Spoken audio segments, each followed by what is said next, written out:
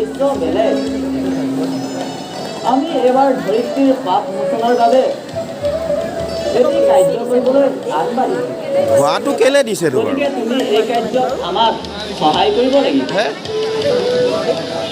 হে দয়াময়, কিয় বাৰু আমাক পৰিচালকজতা কি সাধ্য আছে আপোনাৰ কাৰ্যত আমি সমাধা কৰিবলৈ?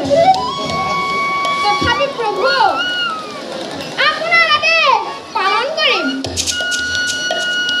তেন্তে শুনা মোৰ ভক্ত, মধ্য ধামত পাপৰ ভাৰ বাঢ়িছে দুগুণে। সেই পাপৰ ভাৰ মোচন কৰিবৰ বাবে আমি মধ্য ধামলৈ যাব লাগিব। আৰু শুনা নাৰদ, মথুৰা ৰজাৰ মহা অত্যাচাৰী কংসই যেতিয়া দৈৱকীৰ বসুদেৱক অন্ধকাৰ কাৰাগাৰত বন্দী কৰি ৰাখিব, সেই সময়তে আমি দৈৱকীৰ গৰ্ভত অষ্টম সন্তানৰূপে জন্মগ্ৰহণ কৰিম। আৰু সেই একে সময়তে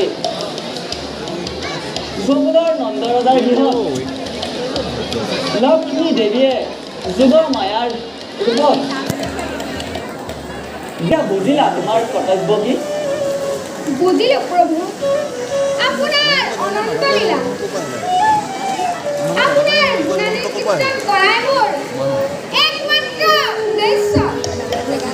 বাৰু প্ৰভু, আমি এতিয়া বিদায় মাগিলো। যোৱা নাৰদ, আমিও যাওঁ নিজ কৰ্তব্যত অগ্ৰসৰ হওঁ। অ